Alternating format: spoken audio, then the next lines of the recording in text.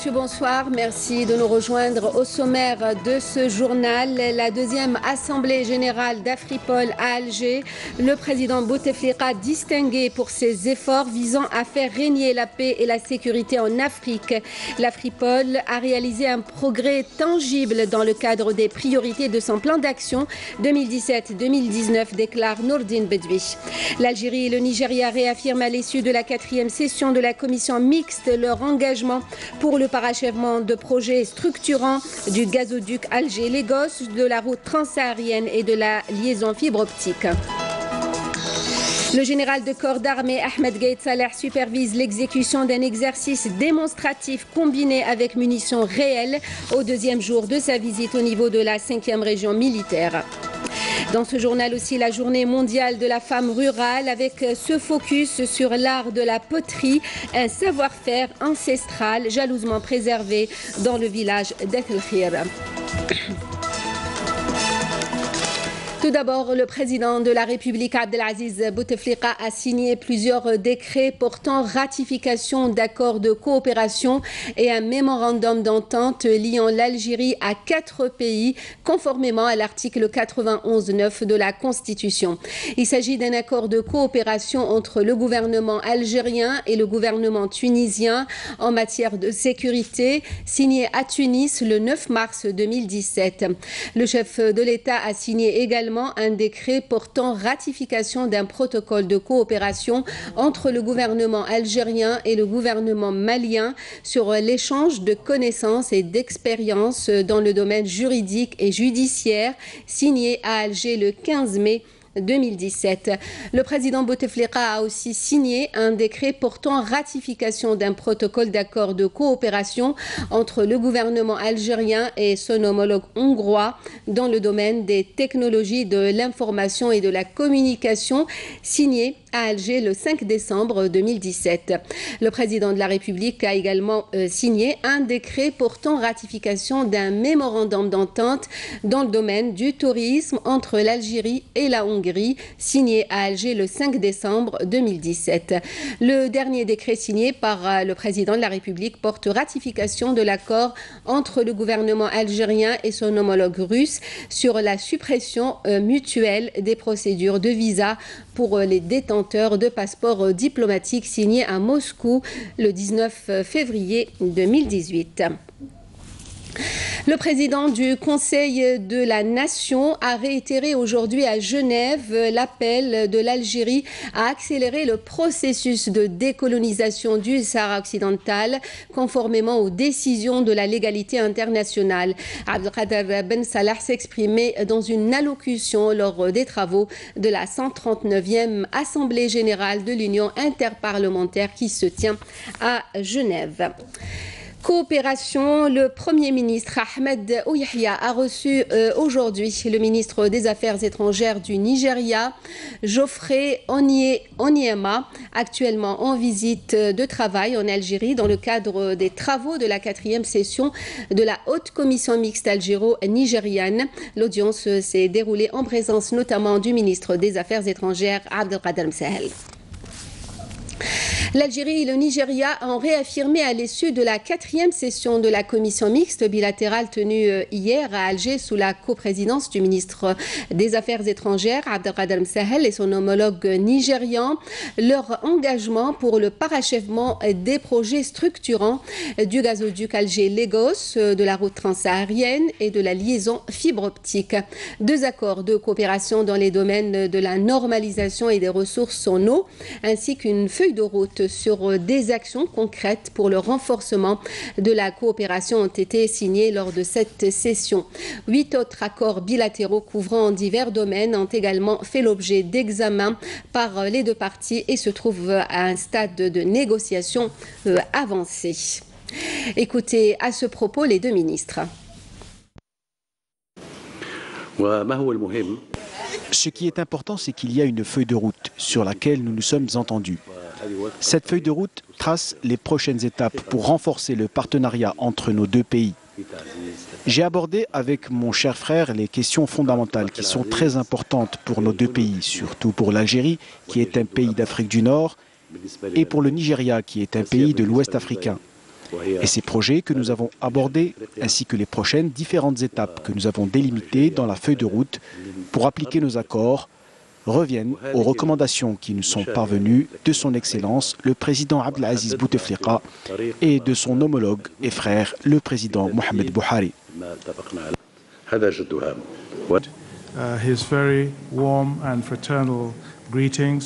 Je souhaiterais présenter les salutations fraternelles du président nigérian au président de la République Abdelaziz Bouteflika et faire part de notre disponibilité totale et entière à renforcer notre coopération.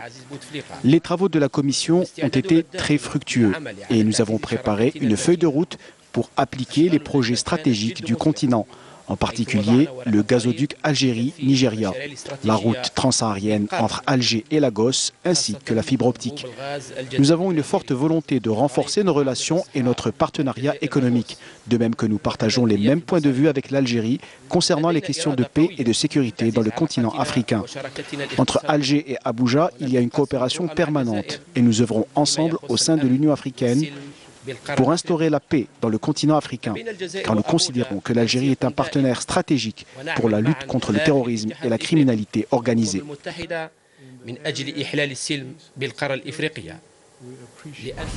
Le ministre de l'Industrie et des Mines, Youssef Yousfi, et le ministre nigérian des Affaires étrangères ont évoqué ce lundi à Alger les relations économiques et industrielles, mettant en exergue les expériences des deux pays dans leur démarche de diversification de leur économie.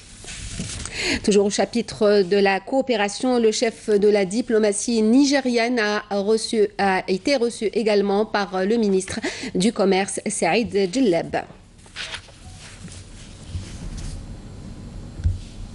Justice constitutionnelle, accord de coopération entre la CJCA, la Conférence des juridictions constitutionnelles africaines et l'Union des cours et conseils constitutionnels arabes.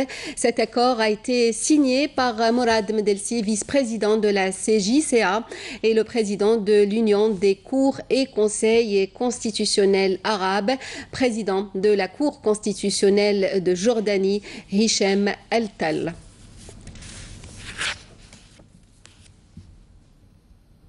Voici leur déclaration juste après la signature de ce document de coopération. Le document signé reflète la volonté des deux parties de booster la coopération bilatérale dans tous les volets en rapport avec la justice constitutionnelle. Il va permettre l'échange d'expériences, l'organisation de rencontres bilatérales. Cette rencontre représente un saut qualitatif dans les relations entre les deux espaces arabes et africains, pour tout ce qui a trait à l'enrichissement de la justice constitutionnelle au service de renforcement de la protection des droits de l'homme dans le cadre des principes d'équité et d'égalité. Deuxième jour de la visite du général de corps d'armée Ahmed Gaïd Salah au niveau de la 5e région militaire. Le vice-ministre de la Défense nationale, chef d'état-major de l'armée nationale populaire, a supervisé le lancement de l'exécution d'un exercice démonstratif combiné avec munitions réelles exécuté par les unités de la 1e division blindée. Selm Kasser. À l'entame, le général de corps d'armée a écouté un exposé donné par le commandant de la 1e division blindée portant sur l'idée de l'exercice ainsi que sur son plan et sur les étapes de son exécution sur le terrain. Au niveau du champ de tir, le général de corps d'armée a suivi de près les actions de combat menées par les unités ayant pris part à cet exercice tactique avec munitions réelles. Adhoha 2018 intitulé « La division blindée en contre-offensive » auquel ont participé les unités organiques et élémentaires relevant de la 1re division blindée, appuyées par des unités terrestres et aériennes devancées par l'aéronef de reconnaissance aérienne du haut commandement.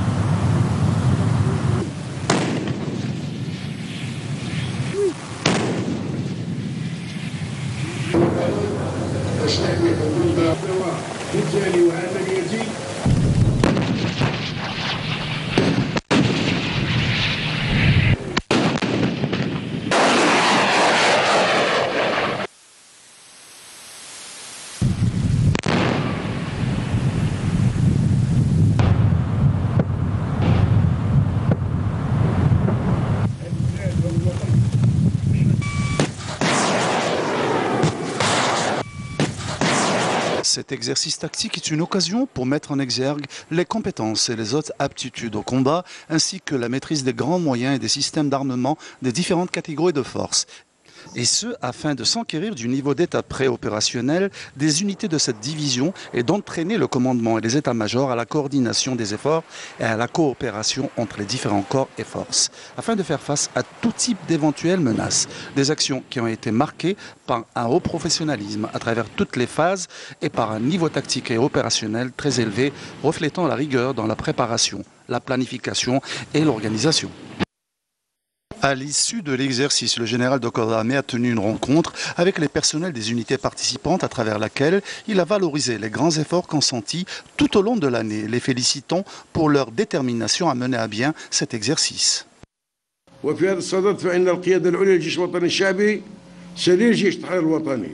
À ce titre, le haut commandement de l'armée nationale populaire, digne héritière de l'armée de libération nationale, ne ménage pas d'efforts sous le commandement clairvoyant de son Excellence, le président de la République, chef suprême des forces armées, ministre de la Défense nationale, pour emprunter la même illustre voie de nos valeureux aïeux.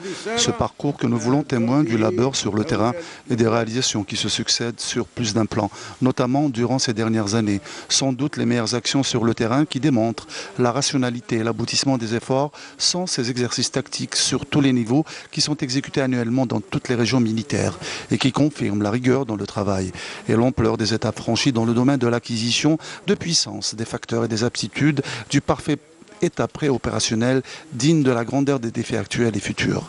Un état prêt qui certifie infailliblement cette vision à l'approche avant-gardiste, perspicace et prospective en termes de lecture judicieuse des événements prévalents dans notre sous-région et dans le monde. À l'issue de la rencontre, le général de corps d'armée a écouté les interventions des cadres et des personnels de la 5e région militaire qui ont réitéré que leurs efforts demeureront toujours sur la bonne voie et en parfaite cohérence avec les sacrifices de leurs valeureux aïeux parmi des générations de la Shahada et du Djihad. Je vous l'annonçais en titre, Alger accueille ce lundi la 2e Assemblée générale du mécanisme de coopération policière africaine, AFRIPOL.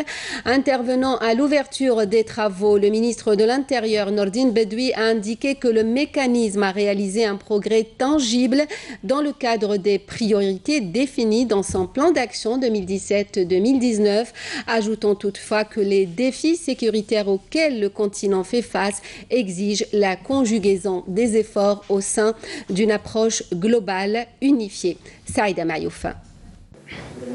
Lors de l'ouverture des travaux de la 2e Assemblée générale du mécanisme de coopération policière africaine AFRIPOL, le ministre de l'Intérieur, des collectivités locales et de l'aménagement du territoire a mis l'accent sur ce mécanisme à même de permettre un échange de vues et d'expériences sur la lutte contre diverses formes de criminalité transnationale organisée. Je souhaite en mon nom et au nom de toute cette honorable assistance présenter mes remerciements les plus vifs ainsi que toute ma considération à Monsieur le Président de la République, Abdelaziz Bouteflika, pour ses démarches grandioses et effectives qu'il n'a eu de cesse de déployer et ses préoccupations quant aux efforts consentis par l'Union africaine, notamment en matière de paix, de sécurité et de développement durable. Des objectifs nécessitant la promotion et la consolidation de la capacité du mécanisme AFRIPOL, ce qui permettra sans aucun doute d'ouvrir d'autres horizons plus prometteurs et plus encourageants en matière de coopération policière africaine, bénéfique à différents pays africains, et ce, après l'adoption d'une approche africaine commune émanant de la réalité en vue de parvenir à ce que nous aspirons tous, en l'occurrence la paix, la sécurité et l'instauration d'un pays de droit. Pour sa part, le directeur général de la Sûreté nationale, président de l'Assemblée générale d'AFRIPOL, a affirmé que l'Algérie continue à développer une approche globale et intégrée des stratégies visant à contribuer et à soutenir les actions de la communauté internationale, notamment en Afrique, pour atteindre les aspirations collectives en matière de sécurité. Je saisis cette occasion pour exprimer un vibrant hommage à son Excellence, Monsieur le Président de la République, Abdelaziz Bouteflika, pour son attachement indéfectible aux idéaux panafricanisme et son soutien permanent au processus de mise en œuvre de AFRIPOL, dont le cadre de la concrétisation de la paix et de la sécurité et du développement durable au sein de notre cher continent.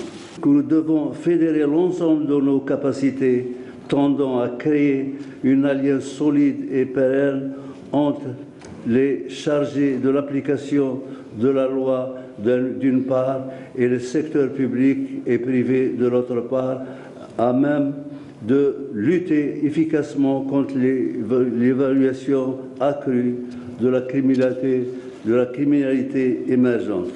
Le commissaire à la paix et à la sécurité de l'Union africaine, Smail Chergui, n'a pas manqué pour sa part d'exprimer la reconnaissance de l'Union africaine UA au président de la République Abdelaziz Bouteflika pour sa supervision continue des efforts consentis par le continent africain en matière de lutte contre le terrorisme et l'extrémisme violent. Nous exprimons toute notre gratitude et notre reconnaissance au président de la République, Abdelaziz Bouteflika, pour sa supervision continue des efforts consentis par le continent africain en matière de lutte contre le terrorisme et l'extrémisme violent, et ce, après que les dirigeants africains lui ont confié, il y a 2 ans, cette responsabilité. Je tiens également à saluer le soutien inconditionnel apporté par l'Algérie et la Direction générale de la Sûreté nationale DGSN pour la création de ce mécanisme en œuvrant à la réussite de son action et en abritant son siège. Le secrétaire général de l'Organisation internationale de la police criminelle Interpol a souligné la nécessité de la modernisation des services policiers à l'ère du digital en vue de les rendre plus efficaces pour mieux faire face aux défis et aux différentes menaces. Je suis heureux de me retrouver ici à Alger pour la 2e fois. Je souligne la nécessité de créer des passerelles et des connexions entre les réseaux sécuritaires africains pour que les pays relèvent les défis ensemble, ainsi qu'une coopération solide entre notamment Interpol, Afripol et l'Europol pour faire face au terrorisme et le crime transnational organisé. La 2e AG d'Afripol demeure un espace permettant d'échanger les vues et les expériences et d'instaurer la coordination entre les pays africains afin de relever les défis auxquels est confronté le continent africain. Le président de la République Abdelaziz Bouteflika, distingué par Afripol pour ses efforts visant à faire régner la paix et la sécurité en Afrique. Cette distinction qui a été reçue au nom du président de la République par Nordine Bedoui, le ministre de l'Intérieur, a été remise par le président de l'Assemblée générale d'Afripol, le DGSN, lors des travaux de la 2e Assemblée générale d'Afripol, en présence du commissaire à la paix et à la sécurité de l'Union africaine et du secrétaire général d'Interpol.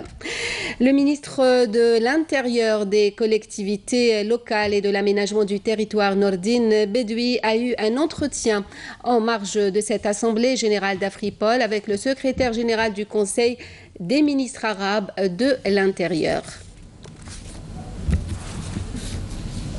Et dans une déclaration en marge des travaux de cette 2e Assemblée générale d'Afripol, Smail Chergui, le commissaire à la paix et à la sécurité de l'Union africaine, a annoncé la signature en janvier prochain d'un accord de coopération entre Afripol et Interpol, mettant en exergue dans ce contexte le progrès fulgurant réalisé par Afripol en une année, qui s'est traduit par l'établissement de relations avec des organisations internationales et régionales et la formation des cadres de la police africaine et leur dotation avec un équipement technique très sophistiqué ayant grandement contribué à la lutte contre la criminalité et la violence. Je vous invite à écouter à présent les déclarations de quelques participants à cette Assemblée générale d'Afripol.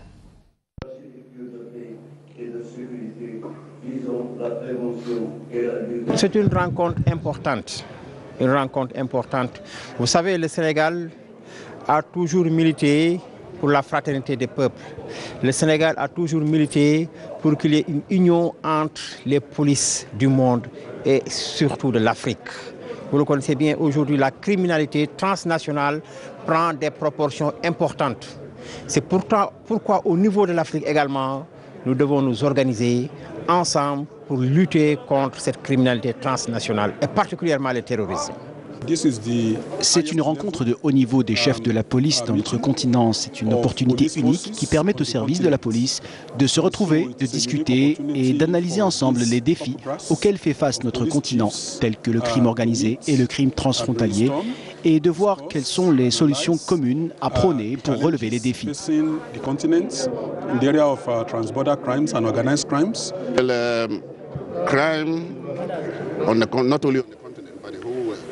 La criminalité, non seulement dans notre continent, mais à travers le monde, est en train d'augmenter sensiblement.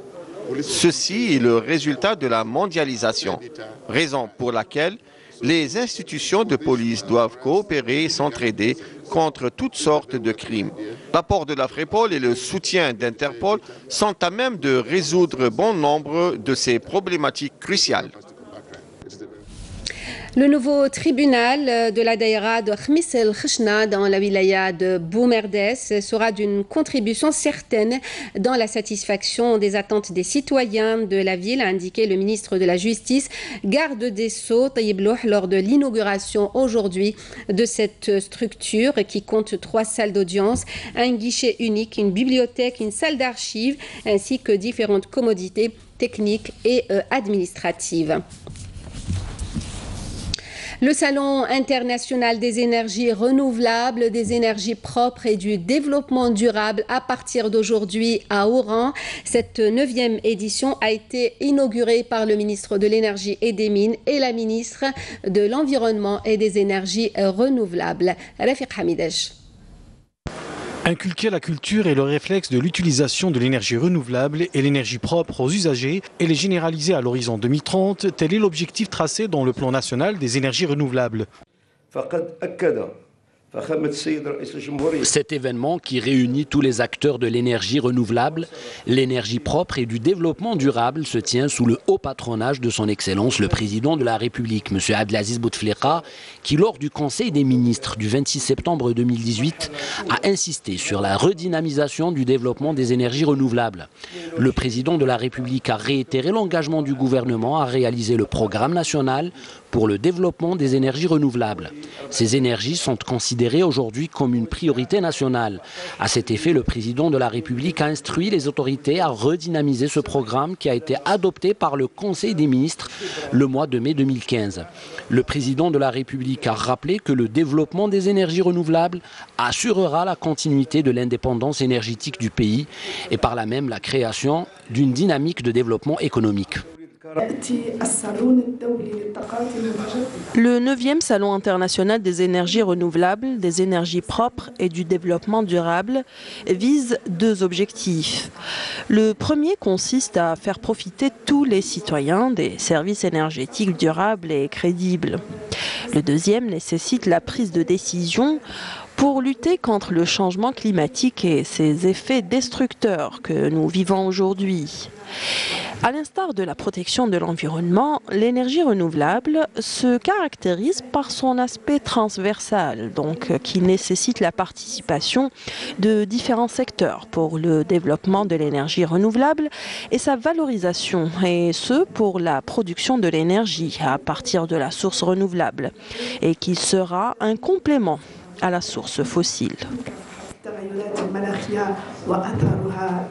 Organisée sous le thème émergence d'une filière industrielle nationale dans les énergies renouvelables, cette 9e édition du Salon international des énergies renouvelables ERA se veut non seulement une opportunité de sensibilisation mais aussi une occasion pour les opérateurs algériens de trouver des opportunités de partenariat avec des opérateurs étrangers. Direction Msila, où se trouvait hier le ministre du Tourisme et de l'Artisanat, Abdelkader Ben Messoud, a notamment insisté sur la nécessité de réceptionner l'hôtel El Qal'a réhabilité dans les délais et avec la qualité requise. Amélie Siritir. Encourager l'investissement touristique privé, assurer une formation de qualité de la ressource humaine et revaloriser les infrastructures touristiques publiques. Ce sont là les principaux points abordés lors de la visite du ministre du Tourisme et de l'Artisanat Abdelkader Ben Messoud à Msila.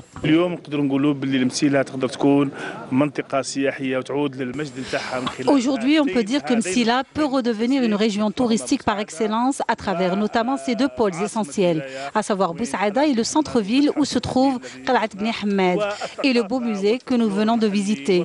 Sans oublier bien sûr le riche patrimoine de la région. Nous avons également pu remarquer la qualité de formation de la ressource humaine ici à Msila en visitant l'Institut supérieur. Il faut aussi parler de la réouverture de l'hôtel Kerdada.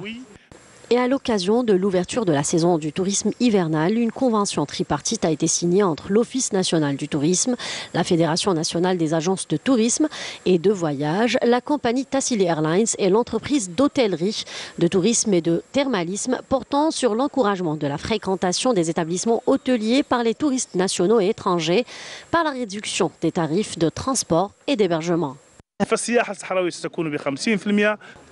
Il s'agit du tourisme saharien à raison de moins 50% et le tourisme à travers le territoire national à moins 30%. Nous avons également procédé au lancement de la boucle des oasis. L'exploitation du patrimoine matériel et immatériel des différentes régions d'Algérie et la valorisation des sites touristiques devient aujourd'hui une priorité pour donner un nouveau souffle au tourisme dans notre pays. La liste définitive des lauréats du prix du président de la République du journaliste professionnel a été arrêtée hier à Alger au terme de la réunion du jury. Le jury qui a noté avec satisfaction une participation importante des journalistes à cette 4e édition, 286 dossiers ayant été soumis à son appréciation. La proclamation officielle du palmarès aura lieu le 22 octobre à l'occasion de la journée nationale de la presse.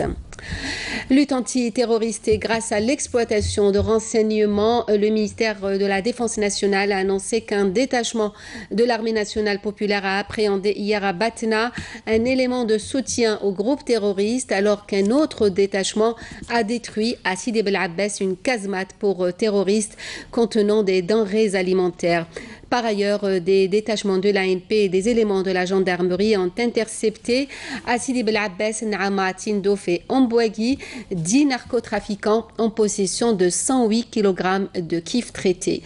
D'autre part, les gardes-côtes ont déjoué à Oran une tentative d'émigration clandestine de 12 personnes qui se trouvaient à bord d'une embarcation de construction artisanale, précise le MDN. Et en cette journée mondiale de la femme rurale, je vous emmène en Kabylie à Ethelkhir, un village de montagne, rencontrer une artisane, une potière. La poterie est cet artisanat millénaire qui résiste encore au temps, gardé jalousement par ces femmes, un savoir-faire qui leur assure surtout une indépendance financière. C'est un reportage de Samia Bouarour. Ethelkhir, ce village qui se trouve dans la commune de Mekla et à plus de 30 km de Tizi Ouzou, s'offre à nous et nous livre ses secrets. Avec ses 5000 habitants, le village d'Ethelkhir fait parler de lui et de sa terre. Toutes les familles ici comptent sur la poterie pour se nourrir. Le cas de Nazahra, une conservatrice par excellence de ce métier ancestral. Nazahra interprète Ashwiq en travaillant des chants anciens qui expriment tous les états de l'âme de la femme. La femme kabyle exprime sa joie, sa douleur et ses espérances.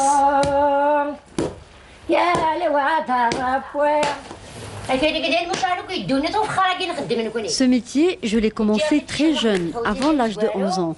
Ce village était très pauvre autrefois et c'est grâce au Cheikh Mohamed El Hussein, il était le sage de la région, c'est lui qui nous a orientés vers la terre et l'argile en nous disant « faites de la poterie, votre métier ». Et c'est grâce à la poterie que j'ai pu élever mes enfants. Ces ustensiles sont faits de tout ce qui est naturel en se basant sur 4 sortes de terre, Tafsa, Tashrarth, Akel et Anfel. On la pétrit à l'ancienne, pas de machine ni produits chimiques ici.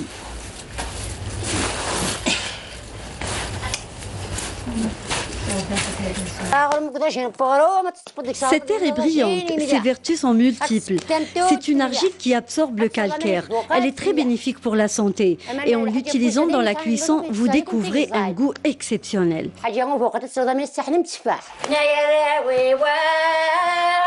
Un savoir-faire exceptionnel, des mains de fée. En un tour de magie, la pièce est déjà façonnée.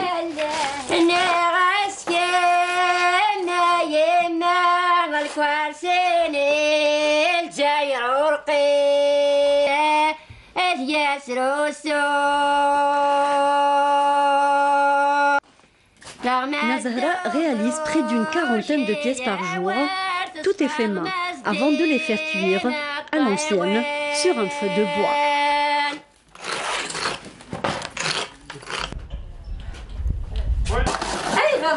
Les femmes d'Athrir ont fait de la poterie une passion et une ressource. Elles sont fières de leur héritage qu'elles préservent jalousement.